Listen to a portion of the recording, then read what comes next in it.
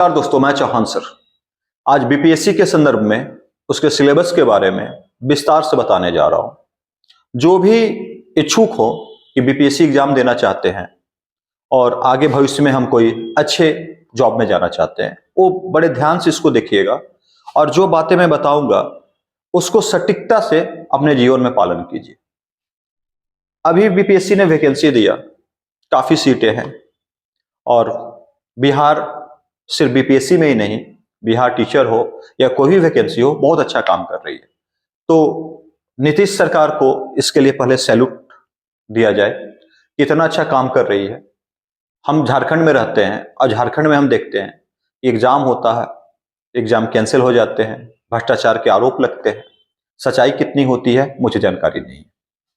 तो बीपीएससी की तैयारी करने से पहले आपको एक चीज समझना होगा कि जो वैकेंसी अभी आ गई है और आप फ्रेशर हो तो प्लीज इसमें न लगे, क्योंकि 2 महीने में आपसे कभी भी बीपीएससी नहीं निकलेगा। यदि कोई शिक्षक कहता है, यदि कोई संस्थान कहता है तो आपको मूर्ख बनाएगा और 2 महीने के लिए आपसे पैसा ऐंठ लेगा। मैं साफ बोलता हूं कि कम से कम अपने आप को 1 साल दो और मेंस पढ़ो, और मेंस पढ़ते हुए उससे पीटी के सेक्शन को बनाते जाओ, देखना जरूर रिजल्ट होगा। मेंस पीटी तब जाकर के रिजल्ट होता है। आज सिलेबस को बता दूंगा और सिलेबस के अनुसार मैं समझा दूंगा कि आपको पढ़ना कैसे। बहुत सारे फ्रेशर लोग हैं, उनसे मैं बस एक रिक्वेस्ट करना चाहता हूं, मैं चौहान सर, कि बच्चों अभी आप 17वीं बीपीएससी में मत लगे। 2025 में बिहार में इलेक्शन भी होने वाले हैं जो दिसंबर के आसपास होंगे। आप सीधा 71वीं बीपीएससी जो 2025 में होने वाली है उसमें लगे। चुनावी वर्ष होगा और चुनावी वर्ष में सीटों की संख्या और अच्छी हो सकती है। तो अगर अभी से आप तैयारी में लग जाओगे तो आप डेफिनेटली अगले एग्जाम को क्रैक कर सकते हो और एक अच्छा जॉब पा सकते हो। तो अगर आपको समझना है बीपीएससी सिलेबस को तो समझिएगा, सबसे पहले ये 3 स्टेज का एग्जाम है। जब आप एग्जाम दोगे तो 3 स्टेज में एग्जाम को क्लियर करता है। सबसे पहले प्रीलिम्स यानी पीटी की परीक्षा लेती है। सेकेंड फेज में अगर आप प्रीलिम्स पास हो गए, जो कट ऑफ है आप उसमें शामिल थे, तब आपको मौका मिलेगा मेंस में बैठने के लिए। और जब मेंस में आपका रिजल्ट आया, जो कट ऑफ आया मेंस का, उसमें आप शामिल हो तो आपको मौका मिलेगा इंटरव्यू देने का। बड़ा शानदार सटीक तरीके से एग्जाम होता है। तो आपको पीटी, मेंस और इंटरव्यू अगर तीनों मिला करके आप रिजल्ट में शामिल हो जाते हो तो आपको जॉब मिलता है। तो सबसे पहले एग्जाम में आपको बता दूं मैं कि पीटी में क्या है, मेंस में क्या है, सटीकता के साथ आपको बता दूं, देखिएगा। तो चौहान सर की क्लास में आप समझें चीजों को, और क्लास अगर ज्वाइन करना चाहते हो तो मैंने 71वीं बीपीएससी का एक नया बैच शुरू किया है। यह बैच है MWF, मंडे वेडनेसडे फ्राइडे। ये क्लासेस सुबह 10:30 से लेकर 2 बजे तक चलती है, आप उसको ज्वाइन कर सकते हो। सबसे पहले आप देख लो, जो प्रीलिम्स एग्जाम है ना, ये एग्जाम पूरी तरह से ऑब्जेक्टिव फॉर्म में होती है। वस्तुनिष्ठ प्रश्न होंगे, उन प्रश्नों को आपको सॉल्व करना है। पहले तो ऑप्शन ABCDE हुआ करती थी, अब 4 ऑप्शन है ABCD और निगेटिव मार्किंग के साथ होता है, 1/3 कट जाता है, ठीक है। 2 घंटे आपको टाइम मिलेंगे और टोटल 150 नंबर का एग्जाम होता है। कितने नंबर का एग्जाम है? 150 नंबर का, यानी क्वेश्चन की संख्या भी आपको 150 है और पर क्वेश्चन पे 1 नंबर आपको बीपीएससी देती है। तो मैं अब सबसे पहले आपको इस पीटी के बारे में अच्छे से समझा देता हूं कि पीटी में क्या क्या चीजें हैं, कौन से सब्जेक्ट पूछे जाते हैं। और जैसे मैंने आपको बता दिया कि ऑब्जेक्टिव क्वेश्चन आएंगे यहाँ पे, तो ये पूछे जाते हैं 150 का, 17वीं बीपीएससी में पूछे जाएंगे, उसके अनुसार है। सबसे पहले आप देखिएगा, यहाँ पे जनरल स्टडीज पेपर आपको मिलेगा। तो प्रीलिम्स में हम आ गए, प्रीलिम्स देखिएगा। सबसे पहले आप देखिएगा जनरल स्टडीज पेपर यहाँ पे आपको मिलेंगे, जिसके अनुसार आपको काम करना है। इस पेपर को बोलते हैं, बीपीएससी प्रीलिम्स का पेपर को हम क्या बोलते हैं? जनरल स्टडीज पेपर बोलते हैं। इसी पेपर में आपको काम करना है। देखिएगा, सबसे पहले हम जो सब्जेक्ट की बातें कर लेते हैं, यहाँ पे सब्जेक्ट लिखा हुआ है, आप समझ लें कि आपको पीटी निकालने के लिए कौन से सब्जेक्ट पढ़ने हैं। तो आप सबसे ऊपर देख रहे हैं जनरल साइंस यानी विज्ञान। विज्ञान में आप देखेंगे तो जब हिंदी में आप सुन रहे होंगे, हिंदी समझते हैं, तो रसायन शास्त्र यानी केमिस्ट्री, जीव विज्ञान यानी बायो, और भौतिक शास्त्र यानी आप कहोगे फिजिक्स। तो यहाँ पे तीनों से साइंस के, आपके केमिस्ट्री से प्रश्न होंगे, आपके बायो से प्रश्न होंगे और आपके फिजिक्स से प्रश्न होंगे, जो 10 साल इनकी संख्या धीरे धीरे बढ़ती गई है। और जैसा हम आकलन करते हैं, एवरेज हम देख रहे हैं कि यहां से 30 क्वेश्चन के आसपास पूछ लिया जा रहा है। तो 30 क्वेश्चन आपको बढ़िया से समझना होगा तीनों सब्जेक्ट को, तब जाकर के आप 30 क्वेश्चन यहां से बनाएंगे, यानी 150 में 30 क्वेश्चन की भागीदारी इसकी होगी।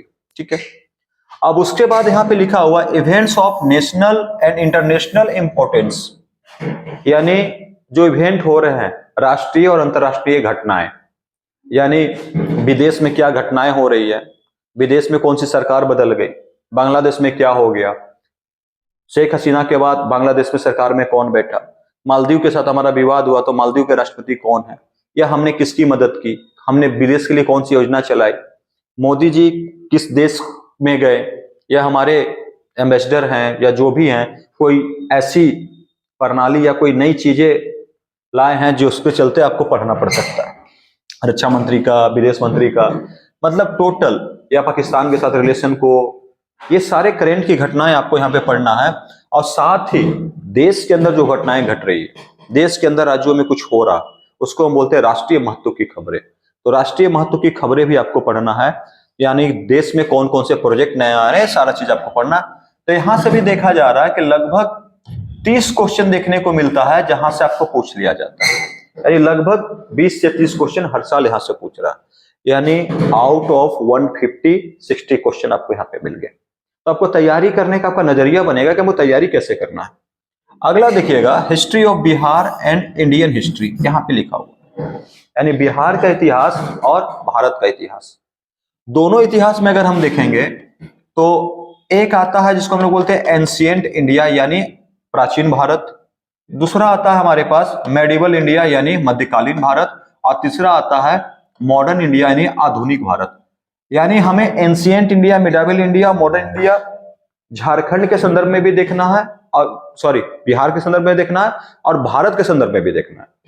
ये अगर आप सही से कर लेते हैं तो ये आई थिंक आज के डेट में 40 क्वेश्चन का एवरेज है, 2-3 ऊपर नीचे हो सकता है, लेकिन 40। तो यहां पे हम देख रहे हैं कि टॉप 3, 1, 2, 3, ये तीनों मिलकर ही हमें पीटी में कितने मार्क्स दे रहे हैं, 100। यानी जिस व्यक्ति का, जिस बच्चे की तैयारी में अगर साइंस शामिल ना हो, करंट अफेयर शामिल ना हो और इतिहास शामिल ना हो, वो बच्चा कभी भी पीटी पास नहीं कर सकता। यानी इन तीनों पे आपका कमांड ऐसा होना चाहिए कि कहीं से प्रश्न पूछे हम बना ले। इन तीनों में आपको चाहिए कि आप 90% मार्क्स यहां से कैरी करो, एनी हाउ, तब जाकर के आप पीटी निकाल पाओगे। तो आप 90% मार्क्स कैसे कैरी करोगे? तो इसमें जो मॉडर्न इंडिया का रोल है ना, ये खतरनाक रोल है मॉडर्न इंडिया का। मॉडर्न इंडिया से यहाँ पे बहुत प्रश्न पूछे जाते हैं, लगभग ये 40 में से 26 क्वेश्चन मॉडर्न इंडिया के। तो मॉडर्न इंडिया जब मेंस पढ़ोगे ना, तो इसको मेंस में पढ़ो, उसको पीटी में पढ़ो, अब मिलाकर पढ़ो और इसको निकाल लो। आगे आप देखो, यहाँ पे एक दिया हुआ है ज्योग्राफी ऑफ बिहार और इंडियन ज्योग्राफी, दोनों है, इंडियन ज्योग्राफी भी है और दोनों है। यहां से भी हर साल लगभग दोनों को अगर मिला दिया जाए तो 10+5 के रेशियो में 15 क्वेश्चन पूछ लिया जा रहा है। इंडियन ज्योग्राफी को मेंस व्यू में अगर पढ़ोगे तभी जाकर के आप पार कर पाओगे। जैसे इंडियन ज्योग्राफी में चैप्टर है general introduction of India, Bharat का सामान्य परिचय, प्रश्न है। जनरल इंट्रोडक्शन ऑफ बिहार, वहां से प्रश्न पूछ रहा है। तो दोनों को साथ में मिला के पढ़ना है, जो भी सेंसेस है, आंकड़े हैं उसके, दोनों को कंपेयर करके पढ़ना है। अगर लिंगानुपात हम पढ़ रहे हैं, सेक्स रेशियो हम पढ़ रहे हैं भारत का, तो साथ में बिहार के लिंगानुपात को टैली करेंगे, दोनों में क्या अंतर है। अगर हम जनसंख्या घनत्व तो पढ़ रहे हैं भारत का, पॉपुलेशन डेंसिटी पढ़ रहे हैं, तो बिहार के साथ उसको मिला करके देखेंगे। अगर हम देख रहे हैं कि भारत जो है, भारत जो इस प्रकार से हमारा इंडिया है, ये इंडिया अगर हमारा इस प्रकार से है तो इसको हम बोलते हैं, नीचे में ये है अक्षांश रेखाएं, लैटिट्यूड, और ये है अक्षांश रेखाएं। तो यहाँ पे कितने डिग्री की अक्षांश रेखाएं हैं, तो जैसे हम जानते हैं इसको कि 8 डिग्री 4 मिनट नॉर्थ अक्षांश है, नॉर्थ लैटिट्यूड है, और यहाँ पे 37 डिग्री 6 मिनट की है। तो अगर बिहार यहाँ पे आ रहा है, हमारा इस जगह पे बिहार है, तो बिहार में ये अक्षांश रेखाएं कितनी है। अगर भारत की ये देशांतर रेखाएं यहाँ पे है, दोनों काट रही इधर पे है, तो इसका लोकेशन क्या है, बिहार में देशांतर रेखाएं कौन सी है। तो दोनों को साथ में कंपेयर करके चार्ट के साथ पढ़ना है। अगर भारत की लंबाई यहां से यहां कितनी है, इसकी लंबाई यहां से यहां कितनी है, उसी प्रकार से बिहार की लंबाई चौड़ाई को भी हमें देखना। इतना में काम नहीं खत्म होता। भारत का जियोलॉजिकल जो स्ट्रक्चर है, भूगर्भिक संरचना, विस्तार से पढ़ोगे तो पीटी के भी क्वेश्चन बनेंगे, मेंस के भी बनेंगे। फिजिकल डिवीजन ऑफ इंडिया अगर विस्तार से पढ़ोगे, भौतिक विभाजन, तो वहां पे बिहार के भी बनेंगे और झारखंड भारत के भी बनेंगे। तो बिहार का और भारत का दोनों को मिलाकर पढ़ना है, खनिज वगैरह सब करते जाना है, इसी प्रकार से नदी को करते जाना है। क्वेश्चन 15 क्वेश्चन आपको मिलेंगे, एकदम ढंग से पढ़ना है। ये जो पतली बुक्स पढ़ते हो ना, फेंक दो। कोई कोचिंग पतली पतली बुक्स आपको छाप के दे रहा, कोई काम का नहीं है, बेकार है। डिटेल्ड वे में पढ़ो, राइटर के अच्छे अच्छे बुक्स को पढ़ो, खुद घर में पढ़ो और शिक्षा भी आपको पढ़ाए अच्छे अच्छे राइटर की बुक, तब जाकर के निकलेगा। देखिएगा, इंडियन पॉलिटी एंड इकोनॉमी, यानी यहां पे आप देख रहे हैं 2 सब्जेक्ट यहां पे शामिल है, भारतीय राज्य व्यवस्था और अर्थव्यवस्था। दोनों पढ़ना, दोनों के संदर्भ पढ़ना, इंडिया के संदर्भ में, और ज्योग्राफी भी आपको इंडिया के संदर्भ में ही पढ़ना था। ये दोनों मिलाकर मान के चलिए 20 क्वेश्चन के आसपास है यहाँ पे, दोनों मिला करके। तो पॉलिटी को part 1, part 2, part 3, part 4, part 5, part 6 बढ़िया से पढ़ो। पंचायती राज को बढ़िया से पढ़ो, प्री मेंबल को बढ़िया से पढ़ो, देखो नंबर मिल जाएंगे। इकोनॉमिक्स में वही बच्चा इकोनॉमिक्स में नंबर ला पाता जो बच्चा इकोनॉमिक्स का मेंस पढ़ता। मैं खुल के बोल रहा हूं, इकोनॉमिक्स ऐसा सब्जेक्ट है कि बिना मेंस पढ़े आप नंबर कैरी नहीं कर सकते।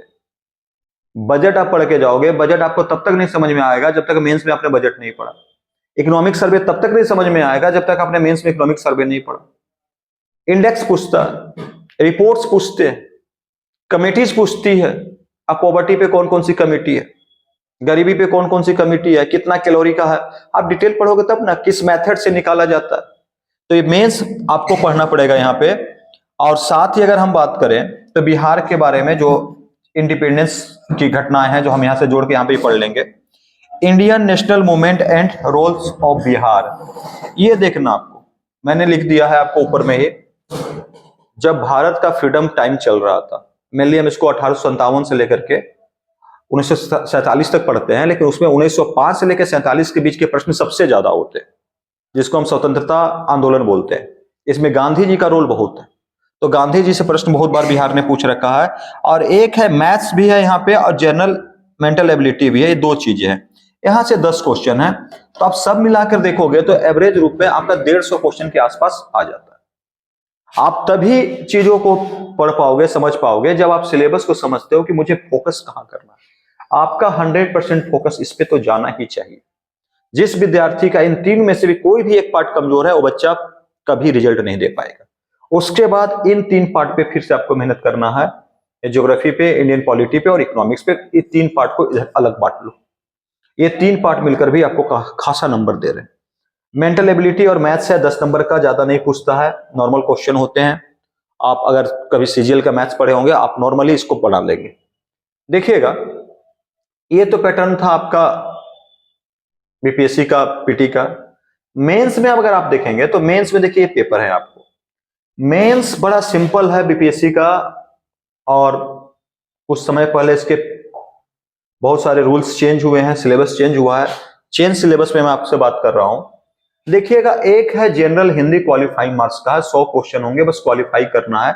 और इसके नंबर आपको मेंस में यानी कटअप में आपका नहीं जुड़ेगा, यानी इसको पास होने के लिए पढ़ लेना, और जो बता दूंगा एकदम इजीली पास कर जाओगे, कहीं समस्या आपको नहीं आने वाली। इसके अगर हम आगे बात कर ले तो 2 पेपर है यहाँ पे, एक पेपर 1 जीएस पेपर 1 और जीएस पेपर 2। दोनों पेपर 300 नंबर क्या है, ये 300 नंबर, ये 300 नंबर। मैं आगे डिफाइन करूंगा जीएस पेपर 1 क्या है और जीएस पेपर 2 क्या है। साथ ही आप देखते हैं कि एसए पेपर पिछले साल से जोड़ दिया है, एसए पेपर जो एग्जाम ले रहा है, ये 300 मार्क्स आपको एसए देता है। तो जो बच्चा मेंस को डिटेल से पढ़ेगा, उसके पास बहुत सारी इंफॉर्मेशन आएंगे, बहुत सारे इनपुट आएंगे, और एसए के जो टॉपिक्स होते हैं इंफॉर्मेशन और इनपुट के बल पे ही आप लिख सकते हो। तो मेंस टॉपिक आप करते जाओ, और एसए के कुछ पेपर होते हैं, कुछ इनपुट होते हैं, उनको डालते जाओ, और एसए को प्रबंधन बहुत अच्छे से करो। जो टॉपिक्स होते हैं, दुनिया में जो टॉपिक्स चल रहे हैं, उनको बहुत अच्छे से करते जाओ। और साथ में आप करंट अफेयर आप पढ़ते जाओ मेंस के लिए, मेंस प्लस पीटी का करंट अफेयर साथ में पढ़ो। इससे क्या होगा ना कि आपको एसए पे कमांड बढ़ जाएगा। कोई नया टॉपिक पे एसए आ गया, आप बहुत अच्छे से लिख सकते हो। जिन्होंने करंट अफेयर को ढंग से नहीं किया वो नहीं लिख पाएंगे। और वही काम आगे भी और हम देखेंगे कि वहां पे कहां जरूरत पड़ता है। ऑप्शनल पेपर आपका qualifying paper, optional paper qualifying paper, ये 100 क्वेश्चन यहां से आपके हैं और ये टोटल आपका कितना हो गया, 3 3 6 3 900 नंबर के मार्क्स के आपके एग्जाम होंगे जो आपको यहाँ पे निकालना है। तो इसको भी आप 100 क्वेश्चन आपको तैयार करना है। 34 पेपर दिए गए हैं, उन पेपर में से एक पेपर चूज करके आपको ऑप्शनल यानी वैकल्पिक पेपर बनाना है। पहले ऐसा नहीं था, पहले ऑप्शनल पेपर रिटेन होती थी, उसमें नंबर आपको पूरा लिखना पड़ता था। एक पेपर के 2 पार्ट होते थे, जैसे बीएससी आज भी लेती है। तो टोटल आपने देख लिया कि 900 नंबर पे आपका रिजल्ट जारी होगा। जो रिजल्ट में आएंगे, जितना नंबर ऑफ रिजल्ट दिया जाएगा उसके अकॉर्डिंग आपका सिलेक्शन होगा।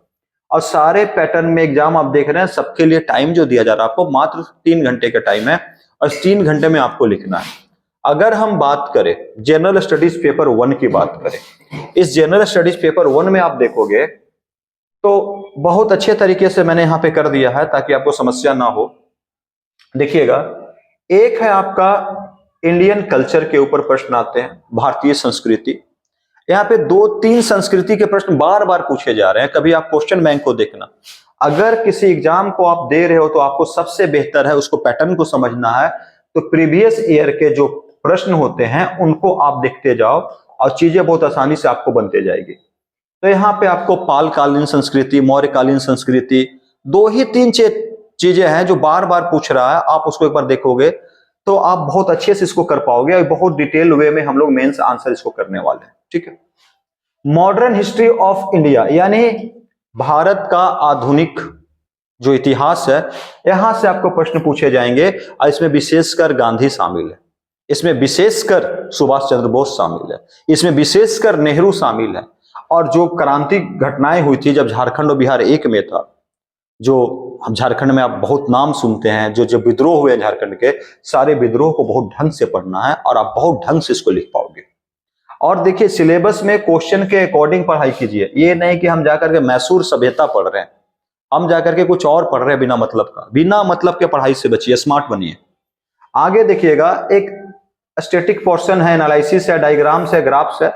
ये मैथ्स जो आप पढ़ेंगे पीटी के लिए, उसके बाद वो कंप्लीट करने के बाद तब इस पे हम आएंगे। जो डायग्राम चार्ट है बनाना सिखाया जाएगा। रोशन सर इसके एक्सपर्ट है, वो जितना बता देंगे आपका एकदम काम हो जाएगा। इस पेपर में आप नंबर ले आओगे। और साथ में आपका ये हो गया 1, ये हो गया 2, ये हो गया इसी के अंदर तीसरा section, current international and national events. जैसे अभी बांग्लादेश में सरकार को हटा दिया गया, बांग्लादेश में बहुत बड़ा आंदोलन हुआ था छात्रों का रिजर्वेशन को लेकर के, तो बांग्लादेश से प्रश्न आपको आ सकता है। यूक्रेन और इजराइल का संघर्ष चल रहा, यूक्रेन लेबनान का संघर्ष चल रहा, सॉरी यूक्रेन और रसिया का संघर्ष चल रहा, इजराइल और लेबनान का संघर्ष चल रहा, हमास का संघर्ष चल रहा, भारत चाइना में बॉर्डर डिस्प्यूट चल रही है, श्रीलंका में चाइना समर्थित सरकार बन गई है, मालदीव के साथ हमारी दूरी बढ़ गई है। तो जितने जियो पॉलिटिकल काम हो रहे हैं, इन जियो पॉलिटिकल काम में आपको डिटेल से जानना है। और यहाँ पे इसके बेस को पढ़कर, बेस का मतलब है कि विदेश नीति क्या है, what is foreign policy. Foreign policy अपने हित को ध्यान में रख करके जो हम किसी से रिलेशन बनाते हैं उसको फॉरेन पॉलिसी बोलते हैं। तो फॉरेन पॉलिसी में आपको नेहरू टू नरेंद्र मोदी, नेहरू में नेहरू को पढ़िए क्योंकि नेहरू का अपना पॉलिसी था, पंचशील सिद्धांत था, गुटनिरपेक्ष आंदोलन के प्रवर्तक हैं भारत से। एक उसमें विशेष आता है इंदिरा गांधी का, जिसके समय परमाणु बम विस्फोट पहली बार हमने किया। एक विशेष आता है इंद्र कुमार गुजराल का, जिन्होंने अपना डॉक्ट्रियन दिया था। अभी जो विदेश नीति चल रही है एक खासा उनका है, नरेंद्र मोदी जी का। मनमोहन सिंह जो आर्थिक के जनक कहे जाते हैं, आर्थिक उदारता के जनक कहा जाते हैं, उनका आता है। तो सब इसमें पढ़ेंगे और बहुत अच्छे से बेस को कंप्लीट करते हुए Bharat Bangladesh relation, Bharat Pakistan relation, Bharat Myanmar relation, Bharat Nepal relation, Bharat Bhutan relation, Bharat Sri Lanka, Bharat Maldives relation, Bharat Africa relation, सबको पढ़ेंगे और करंट घटनाओं के साथ पढ़ेंगे। तो ये टॉपिक अपने आप आपका कंप्लीट हो जाएगा और बहुत अच्छा नंबर लाओगे। ठीक है। अब पेपर 2 की बात करते हैं। जनरल स्टडी पेपर 2 में अगर आप देखोगे, एक चीज आपको देखने को यहाँ पे मिलेगा सिंपल सा, कि इसमें भी 3 पेपर है। पेपर 1 में भी 3 पेपर थे, इसमें भी 3 पेपर है। आप यहाँ पे देखोगे, एक पेपर इंडियन पॉलिटी, दूसरा paper Indian economy and geography, और एक पेपर है impact of science and technology. यहाँ पे ये पेपर आपको देखने को मिल रहा है। अब इंडियन पॉलिटी और राज्य व्यवस्था में लिमिटेड चीजों को आपको पढ़ना है और बहुत विस्तृत ढंग से इसकी व्याख्या करनी है। और जो करंट में घटनाएं हो रही है इंडियन पॉलिटी से जुड़ी हुई, जो भी सुधार हो रहे हैं, जो भी विधानसभाएं, कुछ बिहार विधानसभा ने कुछ काम कर दिया, या भारत की संसदीय प्रणाली ने कुछ विशेष काम कर दिया, उसको लेकर के आपको पढ़ना बहुत जरूरी है। और पार्ट 1, पार्ट 2, पार्ट 3, पार्ट 4, 5 आपातकाल तो पढ़ना ही पढ़ना है, उसमें नो डाउट। ठीक है। इंडियन इकोनॉमी यानी भारतीय अर्थव्यवस्था में बहुत ढंग से चैप्टर को पढ़ना है, और इकोनॉमी में क्या असर पड़ेगा, क्या क्या नहीं पड़ेगा, इसको प्रीवियस ईयर क्वेश्चन बैंक को बहुत अच्छे से देखिए, ये कैसे प्रश्न पूछे जा रहे हैं और इस प्रश्नों की प्रकृति क्या है। साथ ही मैं आपको यहाँ पे समझा दूं कि भारत का भूगोल, ज्योग्राफी ऑफ इंडिया, जैसे मैंने शुरुआत में ही बताया था कि पूरे भारत को मैप पे समझना है, पत्थरों को मैप पे समझना, पत्थरों को मतलब चट्टानों को समझना। भारत का भौतिक विभाजन, तो भारत का भौतिक विभाजन हम 6 पार्ट में करते हैं। लास्ट एग्जाम में पूछा हुआ बिहार का भौतिक विभाजन से, तो भारत का भौतिक विभाजन 6 पार्ट में करते हैं।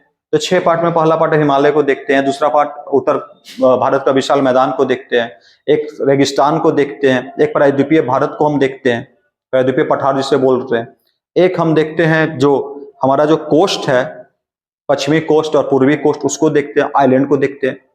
6 को बड़े बढ़िया से पढ़ना। अब जब हिमालय के अंदर जाते हैं तो हिमालय का भी हम डिवीजन करते हैं 2 आधार पे। एक आधार पे करते हैं ऊंचाई के आधार पे, उत्तर से दक्षिण, एक करते हैं चौड़ाई के आधार पे, पूर्व से पश्चिम। तो सारे को हमको पढ़ना है, और पढ़ना और डिटेल से पढ़ना, इतना डिटेल से कि पीटी छूटना ही नहीं छूटना चाहिए, और मेंस तो हम लिख ही लेंगे। ठीक है। और नदी, खनिज, बिहार में गन्ना उद्योग कैसे डेवलप हो रहा है, गन्ना उद्योग के लिए क्या है, कपास उद्योग का क्या रोल हो सकता है, सबको डिटेल से पढ़ेंगे। Impact of science and technology, देख लीजिए, जो विज्ञान और प्रौद्योगिकी है, जो साइंस से जुड़ी हुई चीजें हैं, उसका प्रभाव को पढ़ना, इसरो के बारे में पढ़ना, डीआरडीओ के बारे में पढ़ना, नई मिसाइल सिस्टम को पढ़ना है, कौन सा इसरो ने क्या लॉन्च किया कब, उसको पढ़ना है। या जो आजकल हम देख रहे हैं कि 3 पेरेंट्स बेबी क्या होता है, आईवीएफ सिस्टम क्या होता है, नैनो टेक्नोलॉजी क्या होती है, बड़े शानदार तरीके से पढ़ेंगे और करंट के साथ जोड़ के पढ़ेंगे, और उसका हमारे लाइफ पे क्या इंपैक्ट पड़ रहा है उसको पूरी तरह से पढ़ेंगे। इसकी कोई पॉलिसी अपनी होगी, उस पॉलिसी को देखना है। इस प्रकार से आप चीजों को करेंगे तो बिहार का सिलेबस बहुत शांत और काम सिलेबस है, कोई ज्यादा हिचकिचाहट नहीं है।